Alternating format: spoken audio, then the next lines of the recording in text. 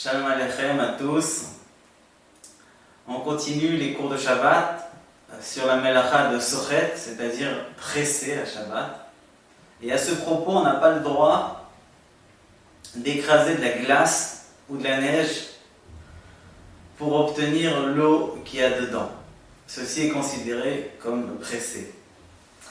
Par contre, en hiver, quand on marche sur la neige ou sur la glace et on l'écrase,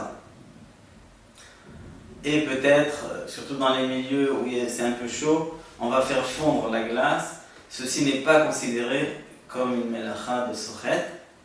Et entre guillemets, on a le droit de marcher sur la neige, même quand on marque avec nos chaussures des écritures. Par exemple, la marque des baskets qui reste bien lisible sur la neige. Ça, c'est moutard, c'est pas considéré comme l'action d'écrire à Shabbat. Et à propos de la glace, on a le droit de verser sur les glaçons, sur la tablette des glaçons, de l'eau pour pouvoir mieux détacher les glaçons de la tablette.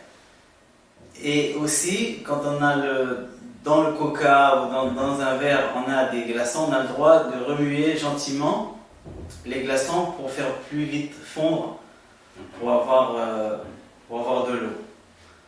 Et aussi, à propos des glaçons, on a le droit de préparer les glaçons à Shabbat, donc mettre de l'eau dans les cubes et le mettre dans le congélateur. Et ceci n'est pas considéré comme une melacha de bonnet, c'est-à-dire de construire à Shabbat. Shabbat Shalom à tous. Prochain cours, Bezrat Hashem, on va commencer une série de quelques cours à propos de l'électricité à Shabbat. Donc intentionnel et non intentionnel. C'est très actuel, surtout dans les immeubles, il y a l'électricité qui s'allume automatiquement. Shabbat Shalom à tous.